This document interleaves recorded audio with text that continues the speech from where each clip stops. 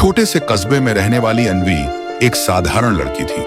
उसकी आंखों में सपने थे और दिल में बस एक ही नाम, रुद्र। वो कॉलेज का सबसे होशियार और तेज लड़का था। दोनों की पहली मुलाकात लाइब्रेरी में हुई थी, जब रुद्र ने अनवी की गिरती किताबें उठाई थीं। धीरे धीरे उनकी दोस्ती गहराई में बदल गई। प्यार का इजहार कभी जुबान से नहीं हुआ, लेकिन आंखों ने सब कह दिया था। रुद्र अक्सर कहा करता, बस थोड़ा और पढ़ाई, फिर बाहर जाकर कुछ बनूंगा और फिर तुम्हें हमेशा के लिए अपने साथ ले जाऊंगा। अनवी हंस देती, ठीक है, पर लौटना जरूर। रुद्र ने वादा किया था 7 साल का।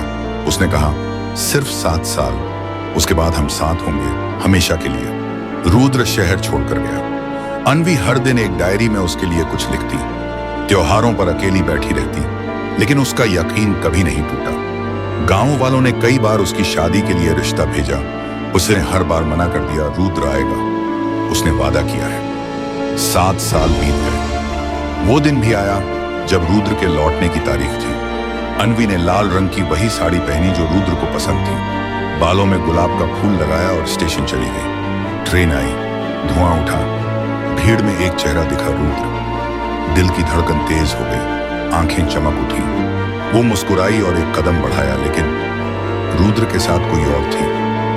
उसने किसी का हाथ थामा हुआ था। एक औरत जो गर्भवती थी, उसके माथे पर सिंदूर था। अनवी की सांसें थम गईं। रुद्र की नजर उस पर पड़ी। पल भर के लिए वो ठिठका, चेहरा बुझ गया। उसने आंखें फेर ली। अनवी वहीं खड़ी रही जैसे वक्त थम गया हो। वो पास आया, बोला, मैं जानता हूं तुमने इंतजार किया, लेकिन जिंदगी ने मोड़ बदल दिया। मैं मजबूर था। अनवी कुछ नहीं बोली, बस उसकी आंखों से आंसू बहने लगे। रुद्र ने कहा, ये नैना है, मेरी पत्नी। उसने मेरी बहुत देखभाल की जब मैं बीमार पड़ा था। माँ बाप नहीं रहे, भी उसने ही मुझे संभाला। हालात ऐसे थे कि शादी करनी पड़ी।